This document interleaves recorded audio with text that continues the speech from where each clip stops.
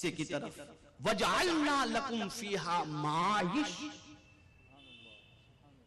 ہم نے زمین پر تم کو ٹھہراؤ عطا کیا اور اسی میں تمہارے لیے اسباب معیشت، روزی، یہ سب کچھ اسی میں تمہارے لیے ہم نے رکھ دیا۔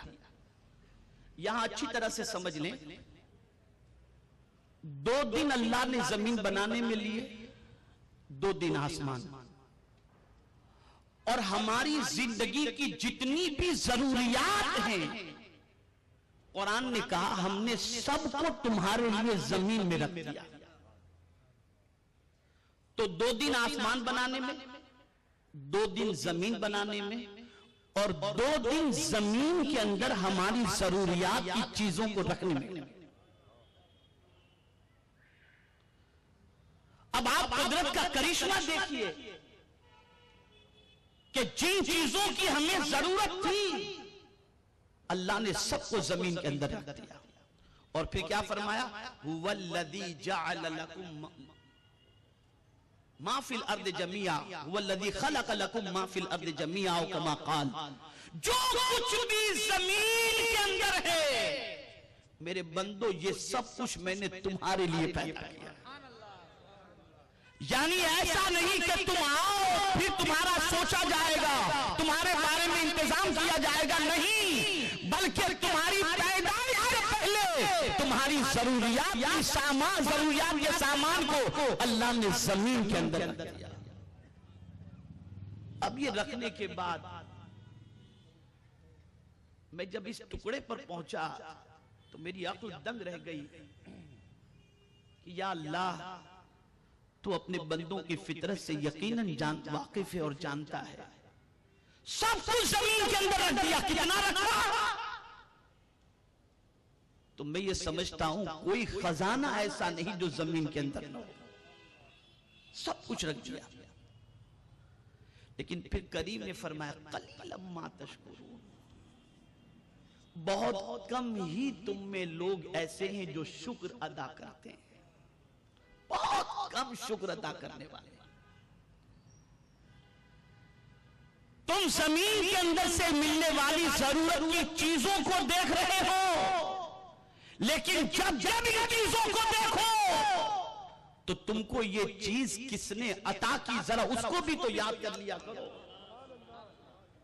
یہ تمہاری محنت کا نہیں ہے، بن مانگے اللہ نے تمہیں زمین عطا فرما دی، اور بن مانگے تمہارے لیے زمین کے خزانے اللہ نے رکھ دیے، لیکن تم ہو کہ اس کا شکر ادا نہیں کرتے، بہت کم ہے۔ اور جو شکر ادا کرتے ہیں ان کی شان کیا ہوتی ہے؟ تو میرے کریم نے واضح لفظوں میں فرما دیا لَإِن شَكَرْتُمْ لَأَزِيدَنَّكُمْ، تم شکر کرو گے ہم تمہیں زیادہ عطا کریں گے، زیادہ عطا کریں گے۔ یہاں میں آپ کو خاص طور پر بات بتاؤں، نعمتیں چھینی کب جاتی ہیں؟ اللہ جو نعمت دیتا ہے وہ نعمت اپنی چھینتا کب ہے؟ اور اگر کوئی یہ چاہتا ہو کہ اللہ اس سے نعمت کو نہ چھینے تو اس کے لیے حضور صلی اللہ علیہ وسلم کا کیا فرمان ہے؟ تو آقا کریم صلی اللہ علیہ وسلم کی بارگاہ میں ایک صحابی نے عرض کیا یا رسول اللہ صلی اللہ تعالی علیہ وسلم، اللہ بہت ساری نعمتیں دیتا ہے پھر وہ چھین لیتا ہے، تو ہم چاہتے ہیں کہ نعمت کا زوال نہ ہو اور نعمت چھینی نہ جائے، تو اس کے لیے کیا ہونا چاہیے؟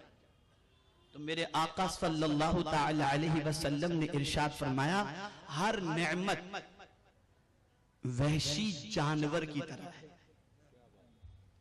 ہر نعمت وحشی جانور کی طرح ہے، وحشی جانور کو اگر کھوٹے سے باندھ کے نہ رکھو تو بھاگ جائے گا، وحشی جانور کو کھوٹے سے باندھ کے نہ رکھو تو بھاگ جائے گا۔ سرکار فرماتے ہیں کہ نعمتیں بھی وحشی جانور کی طرح ہیں، انہیں بھی باندھ کے رکھو، انہیں بھی باندھ کے رکھو۔ تو صحابہ نے عرض کیا یا رسول اللہ صلی اللہ علیہ وسلم نعمتوں کو باندھ کے کیسے رکھیں؟ تو سرکار نے فرمایا قیدو بالنعمت الشکر او کما قال، اللہ کی نعمتوں کو شکر سے باندھ کے رکھو، تم شکر کرو گے نعمت کبھی بھاگے گی نہیں۔ اور شکر کیا ہے؟ شکر یہ ہے کہ جس نعمت کو اللہ نے دیا اس نعمت کے استعمال کا طریقہ بھی دیا، اگر اس طریقے سے تم نعمت کا استعمال کرو گے وہ نعمت کبھی تم سے روٹھے گی نہیں، جائے گی نہیں۔ یہ ہے۔ بڑی معذرت کے ساتھ برا لگے تو مجھے معاف کر دیجئے گا، کیا اللہ کی دی ہوئی دولت کی نعمت کا ہم نے صحیح استعمال کیا؟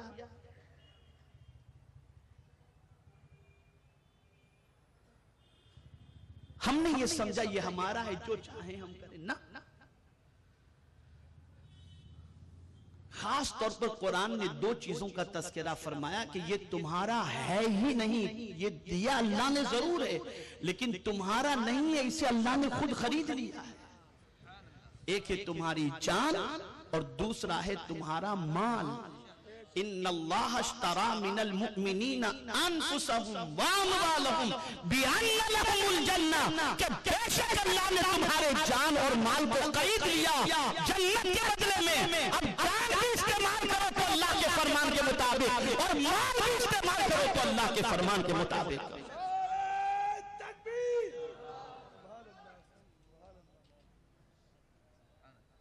آج ہم اعتدال سے ہٹ گئے، اسراف بڑھ گیا، فضول خرچی بڑھ گئی، لاؤبالی پن ہماری زندگی میں آ گیا۔ بہت دیا اللہ نے، بے حساب دیا اللہ نے، لیکن ہم نے اس کا پرفیکٹ یوز کتنا کیا اور مس یوز کتنا کیا۔ تو مال کے حوالے سے کچھ زیادہ بتانے کی ضرورت نہیں، میں سمجھتا ہوں عقل مند کو اشارہ کافی ہے، سب سمجھ سکتے ہیں کہ مال کا یوز کس طریقے سے ہوا۔ جان ہی کو لے لیجئے، کس کام میں جان کا استعمال ہم کر رہے ہیں؟ کس کام میں؟ تو ہم اگر دیکھیں تو آنکھ ہو یا کان ہو، زبان ہو یا دل ہو، ہاتھ ہو یا پیر ہو، میں سمجھتا ہوں سب کا استعمال طبیعت کے مطابق کرتے ہیں، شریعت کے مطابق نہیں کرتے۔ اگر کوئی یہ تصور کرے کہ میرے پاس جو کچھ ہے وہ پرماننٹ رہے گا تو یہ تصور اس کا غلط ہے، اس لیے کہ حضور جو کہتے تھے اللہم انی اعوذ بک من زوال نعمتک، اے اللہ میں تیری پناہ مانگتا ہوں نعمت کے زوال سے، اس لیے کہ جو دینا جانتا ہے وہ لینا بھی جانتا ہے۔ اور میں تو وادی نور میں بھی میں نے یہ بات کہی تھی اور آج یہاں بھی کہہ دیتا ہوں،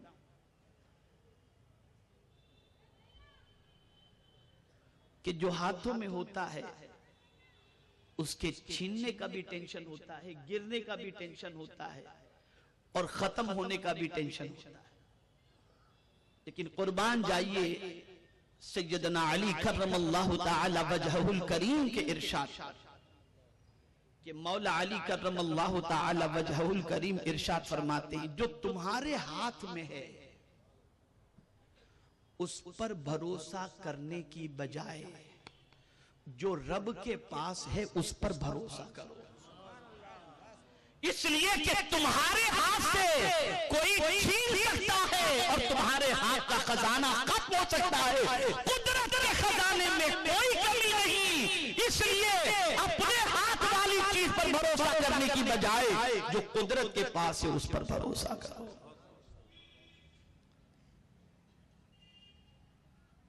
اب یہاں پھر مجھے زمین کی بات یاد آ گئی، بہت آج اکڑ کر کے بات کی جاتی ہے، بہت بڑی بڑی باتیں کی جاتی ہیں، میڈیا پر آپ دیکھ سکتے ہیں کہ ایسے تکبر کے انداز کے اندر کہ فرعون کو جس نے پڑھا ہو وہ آج کے فرعون کو دیکھ سکتا ہے. لیکن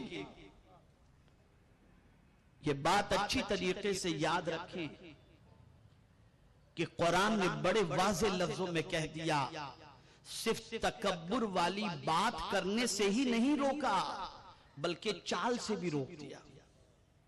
بات زمین کی چل رہی ہے، بات زمین کی چلنے کے دو طریقے ہوتے ہیں. چال سے بھی انسان پہچانا جاتا ہے. میں آپ کو دو چال بتا دیتا ہوں قرآن کی روشنی میں. اللہ والوں کی چال کیسی ہوتی ہے اور اللہ کے دشمن کی چال یا نافرمان کی چال کیسی ہوتی ہے. قرآن کہتا ہے وَلَا تَمْشِ فِي الْأَرْضِ مَرَحًا، زمین پر اکڑ کے مت چلو. آپ دیکھتے ہوں گے کوئی یوں چلتا ہو تو آدمی دیکھ کر کے پتہ نہیں زمین پھاڑ ڈالے کیا کرے گا.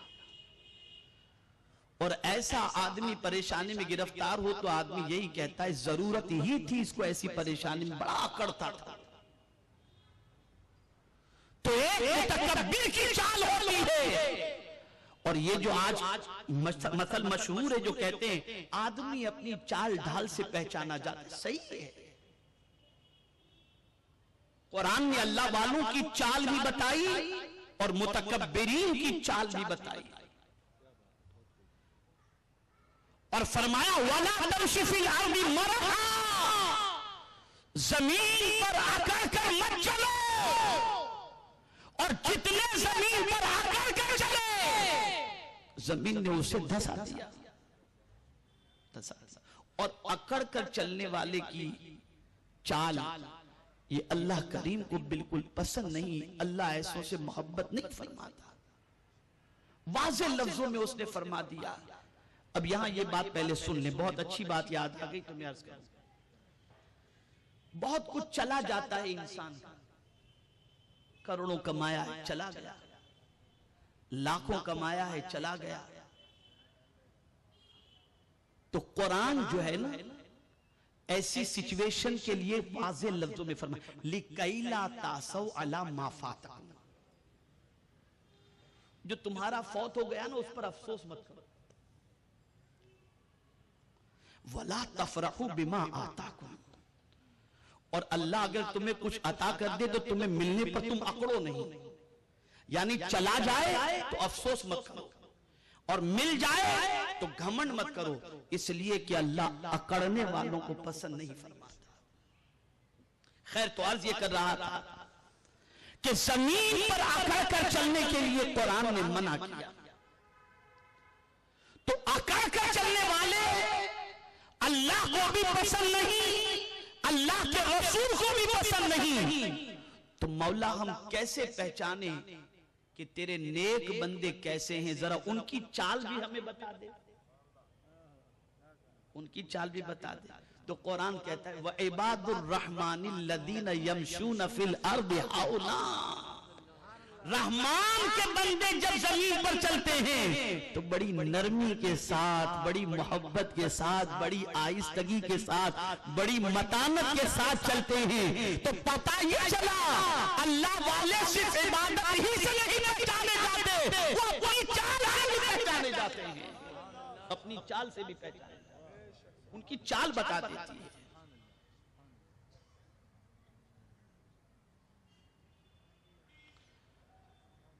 بس اب آخری بات عرض کر دوں، وقت بھی زیادہ ہو گیا اور حضور مفکر اسلام سے انشاءاللہ ایک پرمغز خطاب بھی سننا ہے. اب یہ آخری بات ہمیشہ کے لیے ذہن میں محفوظ کر دوں. اللہ اپنے بندوں کو تکلیف نہیں دیتا اور نہ وہ اپنے بندوں پر ظلم کرتا ہے. قرآن کہتا ہے وَأَنَّ اللَّهَ لَيْسَ بِظَلَّامٍ لِّلْعَبِيدِ، بے شک اللہ اپنے بندوں پر ظلم نہیں کرتا. اب سوال یہ پیدا ہوتا ہے یہ تکلیف کیوں آتی ہے، یہ پریشانیاں کیوں آتی ہیں، یہ نعمتیں کیوں چھینی جاتی ہیں؟ بہت بڑے بزرگ ہوں، اللہ والے ہوں، اور یہ ساری چیزیں ہوتی ہوں تو وہ درجات کی بلندی کے لیے، تاکہ دنیا کو ان کی شان بتائی جائے کہ ہم ان سے سب کچھ چھین لیتے ہیں پھر بھی وہ ہماری یاد میں لگے رہتے ہیں، یہ اللہ والوں کی۔ لیکن ہم گنہگاروں کی پوزیشن، اسے سمجھ لو ہمیشہ کے لیے، آج یہ سبق دل و دماغ میں محفوظ کریں۔ تو قرآن کہتا ہے ما یفعل اللہ بعذابکم ان شکرتم وآمنتم وکان اللہ شاکرا علیما۔ اللہ تم کو تکلیف دے کر کیا کرے گا؟ ایسا تو ہے نہیں تمہیں تکلیف میں گرفتار کر کے وہ اپنی طاقت دکھانا چاہتا ہو کہ میں اتنا بڑا ہوں۔ اس کی طاقت کے لیے یہی کافی ہے کہ سونامی آ جاتا ہے، زلزلہ آ جاتا ہے، پہاڑ ہلنے لگ جاتے ہیں، آدمی دیکھ کر ہی سمجھ جاتا ہے کہ وہ اتنی طاقت، میرا پروردگار اتنی قوت والا ہے کہ اس کے ایک اشارے پر زمین پڑ جاتی ہے، چند سیکنڈ کے اندر بستیوں کی بستیاں تباہ ہو جاتی ہیں، اسے اپنی طاقت دکھانے کا معاملہ تو نہیں، پھر یہ تکلیف کیوں؟ تو قرآن کہتا ہے ما یفعل اللہ بعذابکم، اللہ تم کو تکلیف دے کر کیا کرے گا؟ ان شکرتم، اگر تم شکر ادا کرو۔ تو پریشانی آتی ہے اس وقت آتی ہے جب اس کی ناشکری ہوتی ہے، جب اس کی نعمت کا مس یوز ہوتا ہے، جب اس کی نعمت کی ناقدری ہوتی ہے، تب جا کر انسان اللہ عز و جل کے عذاب میں اس کی بارگاہ سے ملنے والی تکلیف میں گرفتار ہوتا ہے۔ وآمنتم، اللہ تم کو تکلیف میں گرفتار کر کے کیا کرے گا؟ اگر تم شکر کرو یا ایمان لے کر کے آؤ، اللہ عز و جل جانتا بھی ہے اور قدر کرنے والا بھی ہے۔ تو اے رسول اعظم کے دیوانوں، یہ بات یاد رکھو کہ اللہ کی ہر نعمت پر اس کا شکر بھی بجا لاؤ، اور اس کی نعمت کا استعمال اس کے فرمان کے مطابق کرو، اس کے فرمان کے خلاف۔ کوئی یہ نہ سمجھے کہ مال میرا ہے، کوئی یہ نہ سمجھے کہ جان میری ہے، یہ سمجھو، بس ایک فلسفہ ذہن میں بٹھا لو، جان بھی اللہ کی امانت ہے اور مال بھی اللہ کی امانت ہے۔ یہ دونوں چیزیں اللہ نے ہمیں عطا فرمائی اور ہمیں بتا دیا۔ بڑی پیاری بات آج رئیس المفسرین نے فرمائی، بڑی پیاری بات۔ انبیاء کیوں تشریف لائے؟